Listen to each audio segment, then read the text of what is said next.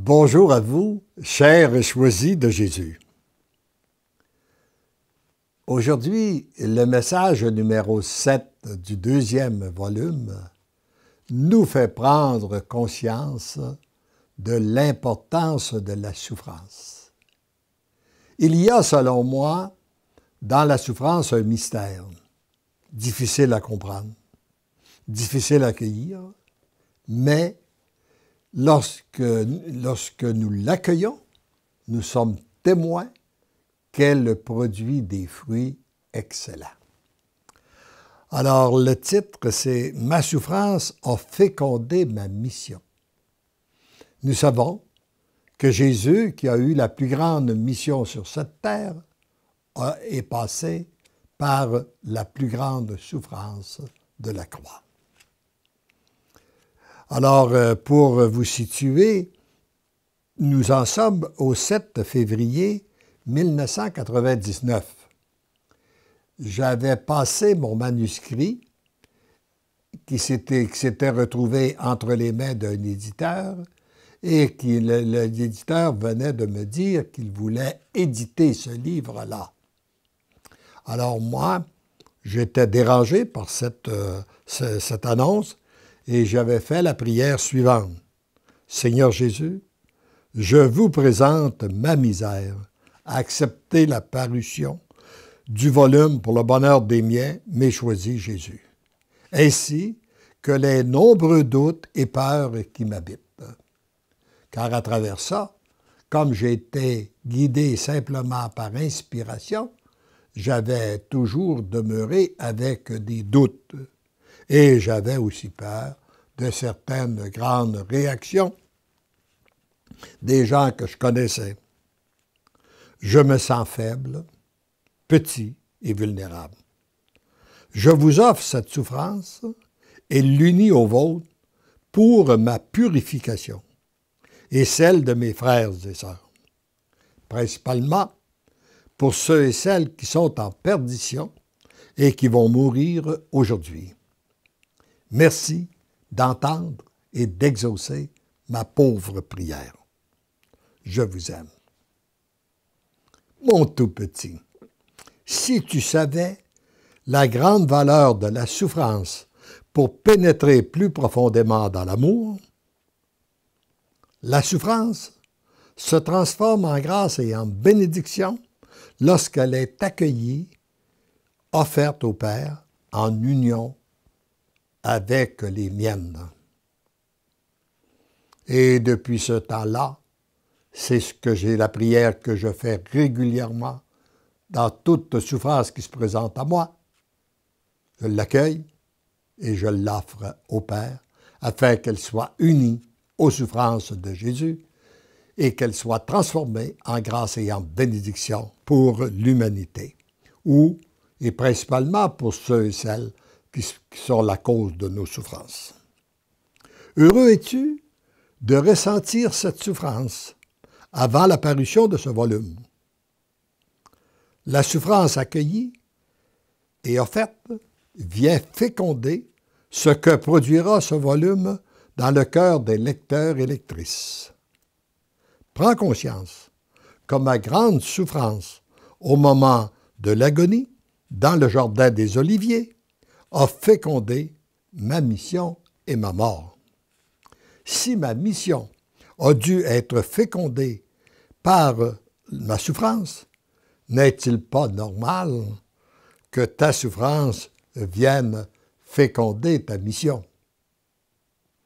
Et il me paraît aussi que lorsqu'il y a une petite mission, elle est précédée par de petites souffrances. Une moyenne mission est préparée par des moyennes souffrances.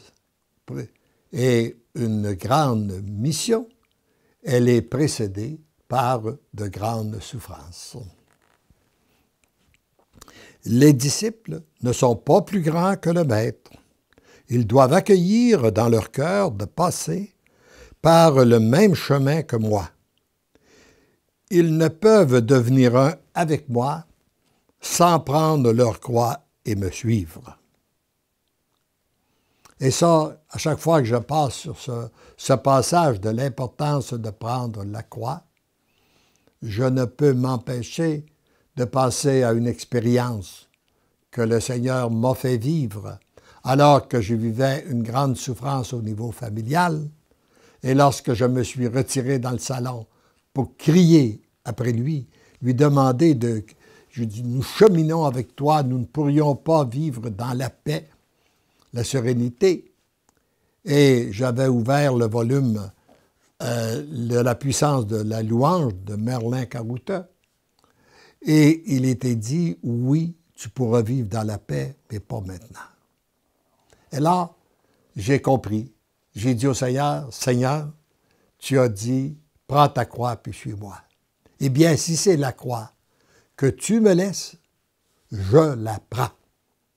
Et j'accueille toutes les souffrances que cela m'occasionne, afin que, pour les associer à tes souffrances à toi, afin que par un miracle de ton amour, elles soient transformées en grâce et en bénédiction sur les personnes qui sont la cause de cette souffrance-là.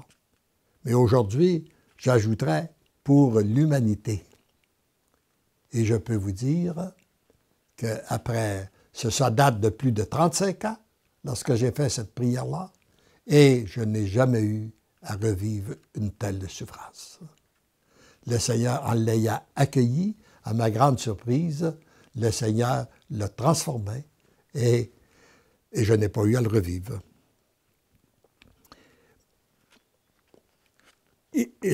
Bon, alors, et puis on dit ici qu'après de prendre ma croix et me suivre, ils ont cependant le grand privilège que je suis venu les racheter. Rappelons-nous de ça, que Jésus est venu nous racheter. À chaque fois qu'ils ressentent la lourdeur de la souffrance, ils peuvent me remettre ce poids pour découvrir que mon joug est léger. Continue à me remettre tes souffrances dès que tu les ressens. Tu découvriras de plus en plus ma présence qui vient alléger ton fardeau. Souviens-toi que tu n'es jamais seul. Je suis toujours avec toi. C'est ensemble que nous avons écrit ce volume pour le bonheur des biens, mais choisis Jésus. C'est ensemble que nous porterons les tribulations, mais aussi ensemble que nous vivrons les jubilations qu'apportera ce volume. Et en relisant, je constate que ça fait maintenant 16 ans, là. J'ai écrit ça en 1999 et nous sommes en 2015. Si j'avais à évaluer les tribulations qu'a apporté le volume, ces volumes-là, et la jubilation, je dirais 2% de tribulation, 90% de jubilation. Oh, c'est bien sûr qu'il y a eu des fatigues, il y a eu des déplacements, il y a tout ça, mais pas véritablement de grandes tribulations, très peu de tribulations, mais beaucoup de jubilation. Et j'en reçois tous les jours, de recevoir des témoignages des gens qui sont transformés et qui s'engagent dans une nouvelle vie de paix, de joie, d'amour. Donc, la plus grande est celle de notre union intime qui te permet de devenir amour. Tendrement, je t'aime. Alors, je vous répète cette dernière phrase.